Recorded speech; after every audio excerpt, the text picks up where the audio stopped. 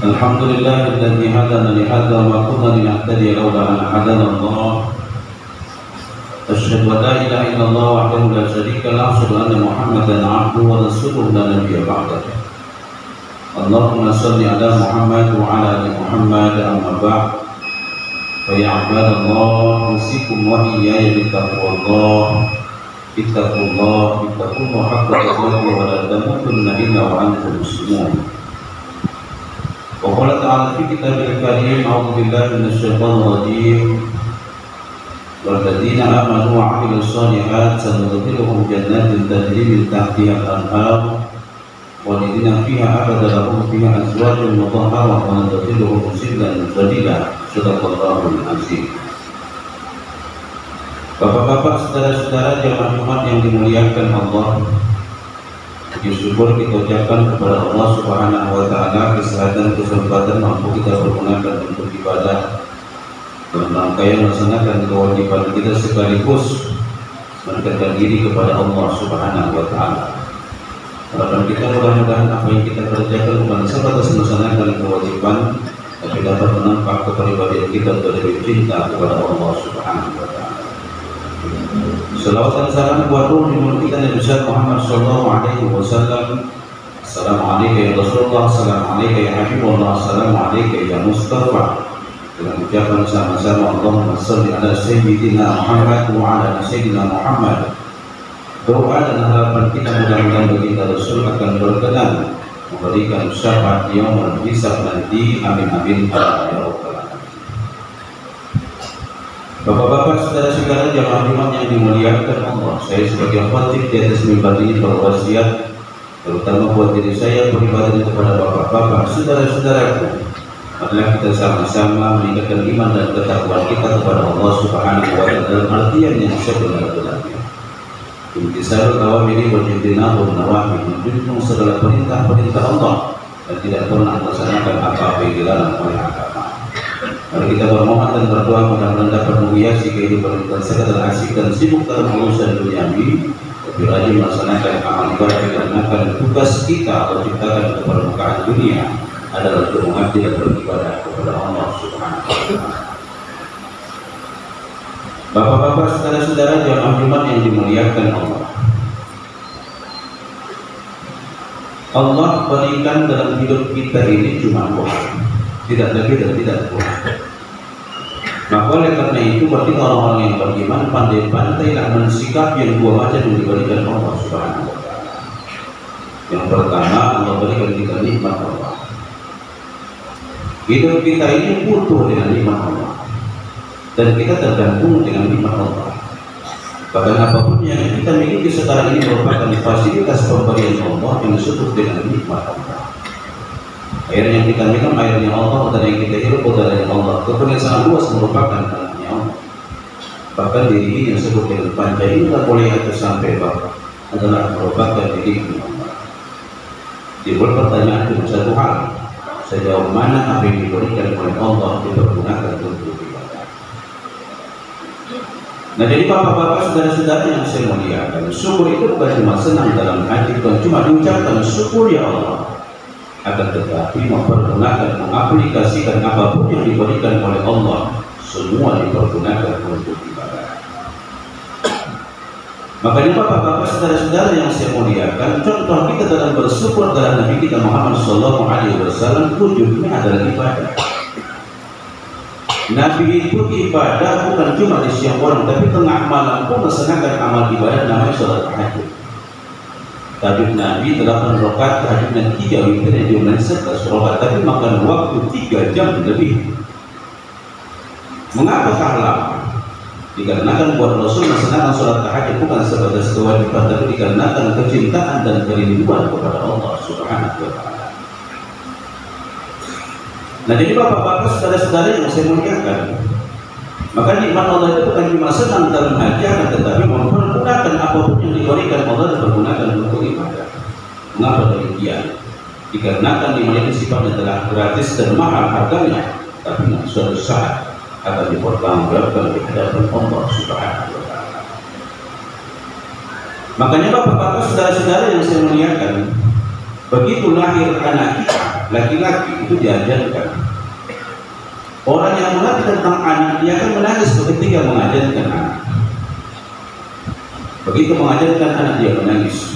Mengapakah dia menangis? Dikarenakan dia tahu bahwa anak itu bukan cuma anugerah Allah, bukan cuma nikmat Allah, tapi amanah Allah yang harus dipertanggungjawabkan di hadapan Allah. Karena anak itu bisa membawa kita ke dalam surga sekaligus menjerumuskan kita ke neraka. Nah, jadi bapak-bapak, saudara-saudara kaum muslimin yang dimuliakan Allah, termasuk pangkat dan jabatan, termasuk usia yang diberikan oleh Allah. Makanya pas malam tahun baru tanggal 1 Muharram kita melaksanakan muhasabah. Itulah bedanya kita Islam ini dengan yang lain. Kalau malam tanggal 1 Januari mungkin kita ledean, bakar-bakar, merocok segala macam. Tapi kalau malam tahun baru umat Islam bukan itu. Akan tetapi adalah merenung, sholat tahajud, muhasabah, introspeksi diri, dikarenakan pesan Nabi cuma 3 macam. Apabila tahun dengan tahun kemarin tidak ada perkembangan amal ibadah, ini termasuk orang-orang yang merugi. Apabila tahun ini jauh lebih anjlok ketimbang tahun kemarin, ini termasuk orang-orang yang ingkar. Apabila tahun ini jauh lebih bagus dibandingkan dengan tahun kemarin, grafiknya semakin meningkat. Ini adalah hamba-hamba yang terbaik. Makanya bapak-bapak, saudara-saudara yang saya muliakan, begitu bergantinya tahun pada hakikatnya, bukan bertambah usia kita, tapi kepada kematian bukan semakin jauh, akan tetapi adalah semakin dekat. Bapak-bapak, saudara-saudara yang saya muliakan, nikmat ini juga merupakan cobaan dari Allah Subhanahu wa Ta'ala. Maka sering saya katakan, cobaan yang terberat itu bukan musibah, akan tetapi adalah nikmat Allah. Mengapa demikian? Sejarah telah menjanjikan bagaimana Qarun yang awalnya miskin sangat luar biasa, ketika Allah berikan dia musibah, kemiskinan dan kekurangan harta, dia tetap menjadi hamba Allah Subhanahu wa Ta'ala yang rajin melaksanakan amal ibadah. Tapi ketika Allah anugerahkan dia kekayaan yang sangat luar biasa, dia sudah sibuk bukan lagi menjadi hamba Allah, yang menjadi hamba harta terbaik. Yang dekat dengan Rasulullah SAW adalah Sa'labah yang awalnya miskin sangat luar biasa, tapi kemiskinan yang diberikan oleh Allah tidak mengurangi semangat untuk melaksanakan amal ibadah. Ketika yang diberikan oleh Allah anugerah kekayaan, dia mulai sibuk, dia lupa kepada Allah, bukan lagi menjadi hamba Allah, tetapi menjadi hamba harta benda. Mari kita bermohon dan berdoa kepada Allah Subhanahu wa Ta'ala, mudah-mudahan menjadi hamba-hamba yang pandai bersyukur, pandai mempergunakan nikmat yang diberikan kepada Allah untuk kebaikan. Nah, jadi bapak-bapak, saudara-saudara yang saya muliakan, itu yang pertama. Yang kedua, Allah berikan kita musibah. Yang pertama adalah nikmat Allah, yang kedua adalah musibah. Ini yang bergantian. Tapi kalau dari hikmah lebih banyak nikmat ketimbangan musibah yang diberikan oleh Allah, dan sifatnya pun adalah berbeda.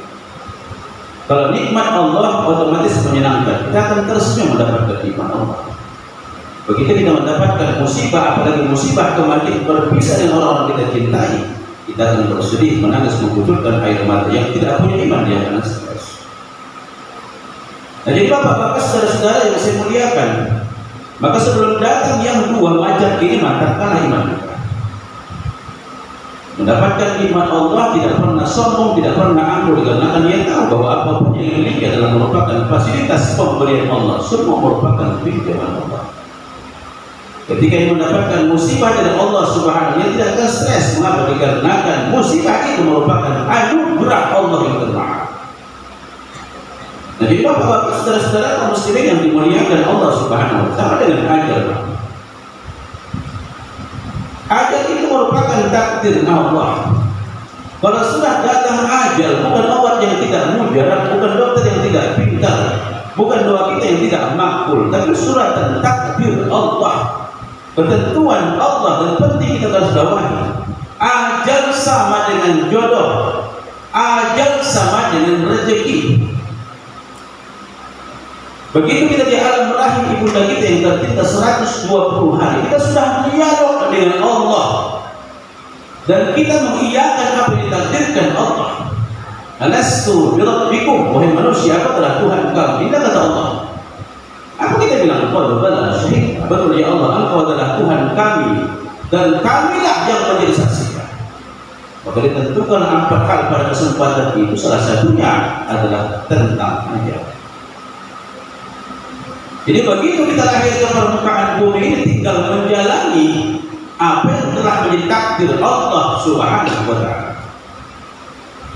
Nah, jadi bapak-bapak, saudara-saudara yang saya muliakan, kalau orang yang beriman begitu menghadapi musibah bukan tak menangis. Yang tak boleh itu kan meratap. Meratap itu tidak senang dengan keputusan Allah.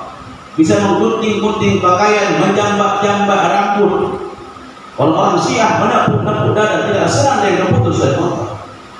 Itu menangis merupakan fitrah kita. Kanjeng Nabi sendiri pun, orang yang perkasa dekat dengan Allah, begitu meninggal anak yang bernama Abdullah, dia menangis. Mengapa? Itulah merupakan fitrah kita. Nah, jadi bapak-bapak saya muliakan, jangan sampai meratap. Kalau kita meratapi orang-orang yang kita cintai meninggal dunia, dalam sebuah riwayat hadis kursi, ruhnya akan dibawa menghadap Allah 2 malaikat.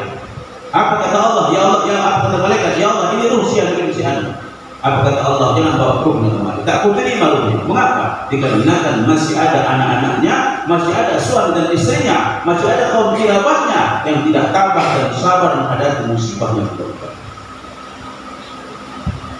Jadi bapak-bapak, saudara-saudara yang saya muliakan, makanya orang-orang yang beriman menghadapi musibah adalah ikhlas, namanya sabar. Sabar itu artinya apa? Mudah melepas. Apa yang kita lepas? Pemberian yang telah diberikan oleh Allah merupakan hal yang sangat wajar. Mengapa? Dikarenakan apapun yang kita miliki, semua merupakan fasilitas pemberian Allah. Maka ucapan orang-orang yang beriman, qalu inna lillahi wa inna ilaihi raji'un. Kita ini merasa dari Allah akan kembali kepada Allah. Jangankan suamiku, jangankan istriku, jangankan anakku, jangankan ladangku, jangankan kebunku, aku pun bakal kembali kepada Allah Subhanahu wa Ta'ala. Jadi bapak-bapak, saudara-saudara yang saya muliakan, jangan ada iktikat kita lagi begitu meninggal orang tua kita, karena tak aku bawa ke Medan dan tak aku bawa ke Rantau, karena aku bawa ke Jakarta, maka dikatakan tak berobat, berarti kita adalah Tuhan.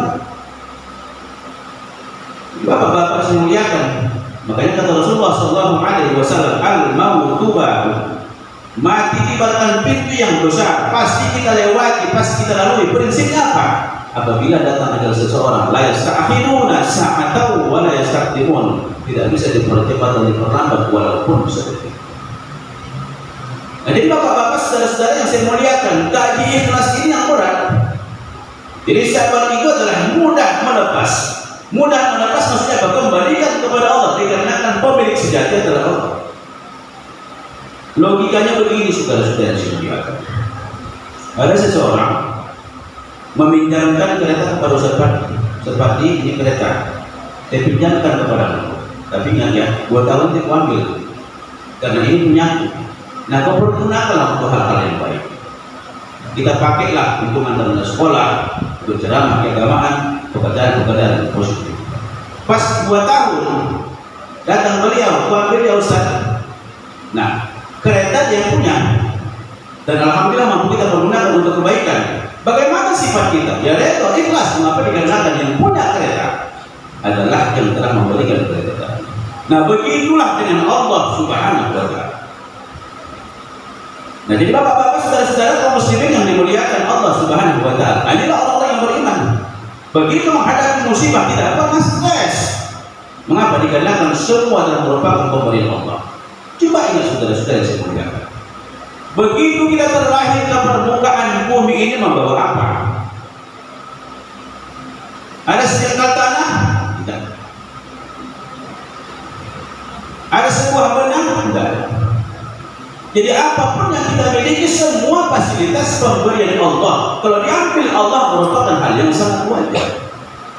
Makanya Bapak bisa muliakan orang-orang yang beriman, tabah dan sabar, dan dia yakin ada hikmah di balik musibah. Apa hikmah? Sebuah keberuntungan Kalau kita sabar tabah menghadapi musibah yang diberikan oleh Allah, Allah untungkan kita bukan cuma di permukaan dunia, akan tetapi di permukaan langit nanti, di akhirat nanti pun kita mendapatkan keberuntungan.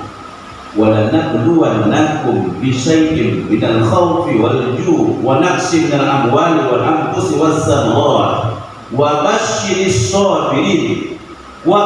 الصَّابِرِينَ. Berikan kabar gembira buat orang-orang yang tabah dan sabar. Untungnya bukan cuma di permukaan dunia, tapi di akhirat nanti pun Allah berikan sebuah keuntungan. Nah, jadi bapak-bapak, saudara-saudara yang saya muliakan, tapi kalau hati yang goncang itu yang biasa. Kalau kita mendapatkan musibah dari Allah Subhanahu wa Ta'ala, ingat saya muliakan, yang sakit bukan mata, yang sakit bukan telinga, yang sakit bukan tubuh, akan tetapi yang sakit adalah hati. Maka mendapatkan musibah, pengobatannya adalah pengobatan hati. Kalau tubuh yang sakit masih banyak obat dicari, tapi kalau hati yang sakit, kemana obat dicari? Prinsipnya adalah kalau tubuh kita ini berasal dari Allah, berasal dari tumbuh-tumbuhan, berasal dari tanah, maka cara pengobatannya adalah tanah lewat tumbuh-tumbuhan. Tapi kalau hati yang sakit, pengobatannya bukan dokter, akan tetapi adalah agama. Kullu da'in dawahan, setiap penyakit pasti ada obatnya.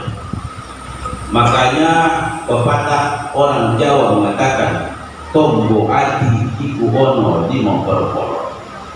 Obat hati itu kalau sakit, kalau kecewa, obatnya adalah 5 macam. Ini sesuai dengan pandangan agama. Yang pertama, baca Quran sak maknane, membaca Al-Quran beserta maknanya. Jangankan pakai makna, membaca Al-Quran pun sudah terobati hati kita. Wa nazzilu minal Qur'ani ma huwa syifaa'un wa rahmatun lil mu'minin. Kuturunkan Al-Quran merupakan obat dan penawar rahmat bagi orang-orang yang beriman. Mengapa demikian? Dikarenakan kalam ilahi, lafaz-lafaz Al-Quran akan masuk ke lubang pori-pori kita untuk menghilangkan penyakit yang terdapat dalam tubuh. Maka orang yang suka bercinta dengan Al-Quran bukan cuma tenang batinnya, tapi sehat tubuhnya. Mengapa? Dikarenakan lafaz Al-Quran merupakan vitamin dan protein. Itulah yang pertama. Yang kedua adalah menghubungkan silaturahim dengan tokoh-tokoh agama, berarti dialog, minta nasihat. Makanya kalau ada saudara kita mendapatkan musibah, 3 hari kita bertakziah memberikan nasihat penghiburan buat saudara-saudara kita menghadapi musibah. Yang ketiga adalah zikir di tengah malam. Yang keempat, melaksanakan amal ibadah puasa. Yang kelima, mempergunakan malam adalah untuk sholat tahajud di kebanyakan malam. Jadi bapak-bapak, saudara-saudara yang saya muliakan, mudah-mudahan khutbah yang singkat ini memberikan iktibar dan pelajaran buat kita semua menjadi hamba-hamba yang perkasa dalam menata kehidupan ini. Begitu mendapatkan nikmat Allah tidak pernah bangga, tapi antisipasi mempergunakan nikmat tersebut adalah untuk kebaikan. Allah berikan dia musibah, dia tabah dan sabar, berbaik sangka dengan keputusan Allah, dikarenakan dia yakin itulah yang terbaik diberikan Allah Subhanahu wa Ta'ala. Karena kata para alim ulama, kalau Allah rindu kepada kita, Allah kangen kepada kita, bukan diberikan oleh Allah nikmat yang banyak, tapi sentuhan musibah dari Allah Subhanahu wa Ta'ala. Fattaqu ya ulil albab la'allakum tuflihun.